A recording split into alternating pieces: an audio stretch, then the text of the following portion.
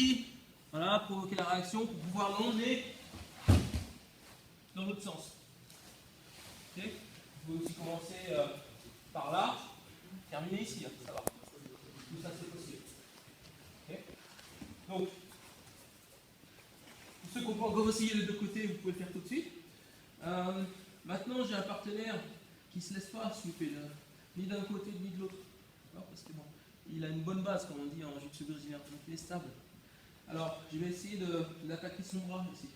Donc, je vais venir comme ça, là, et puis le but, ça va être de faire la clé ici.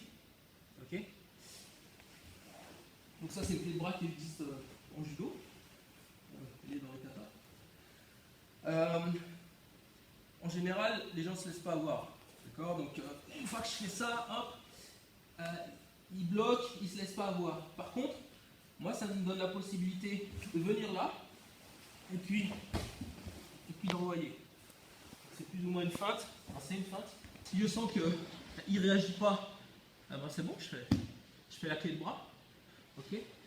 Mais s'il défend bien sur la clé, hop, je sens que ça ne va pas être possible. Je viens ici et je le balance sur le côté.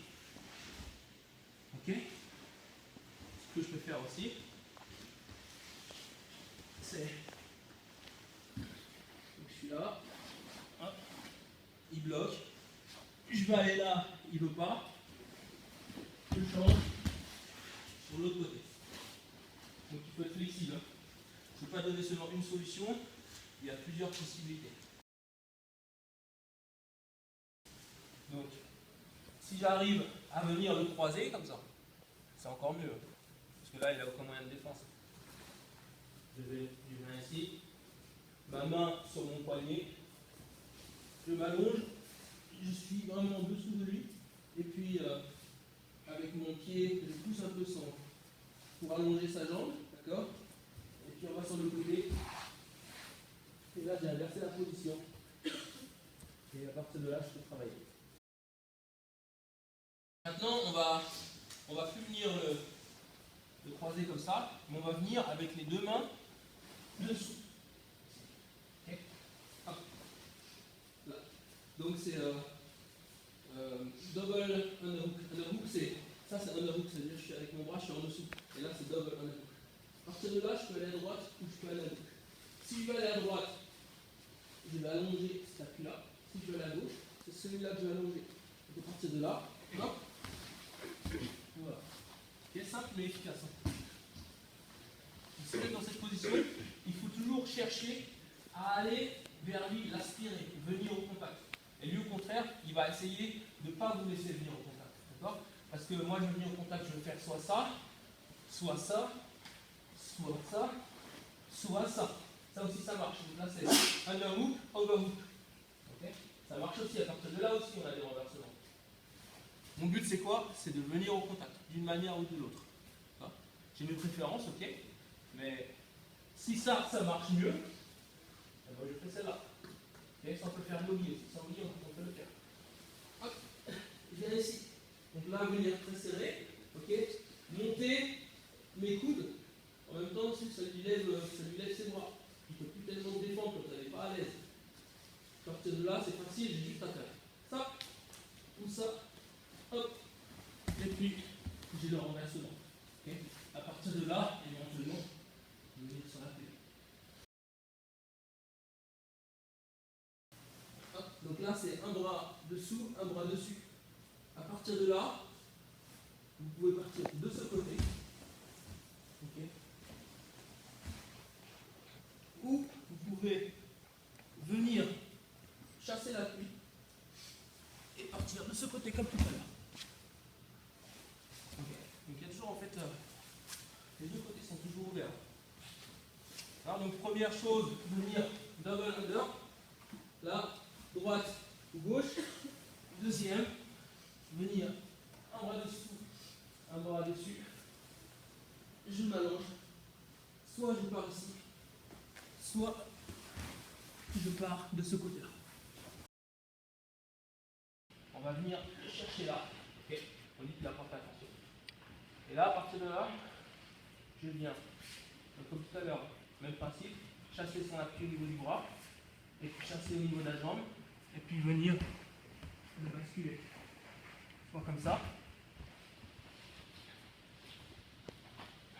soit je viens ici accrocher, pour les crochets, deuxième crochet, d'accord.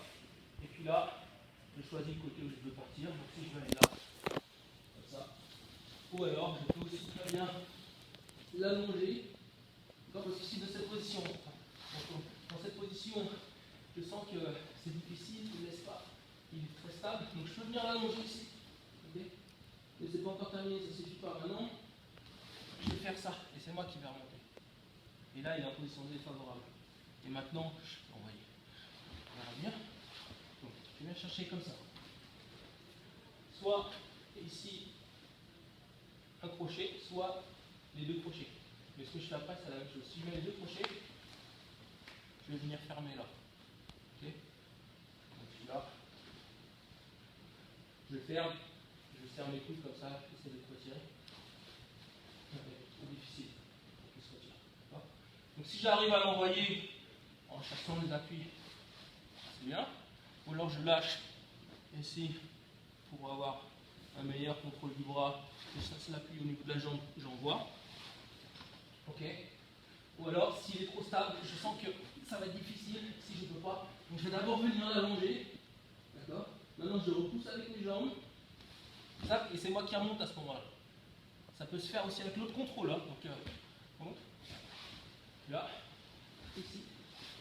Avec ce contrôle, ça marche aussi. Hein. Peu importe que je sois là ou que je sois là. Okay. Et puis, ensuite, c'est simple. À partir de là, il est tellement mal que j'ai plus besoin de faire grand-chose. Juste sur le côté.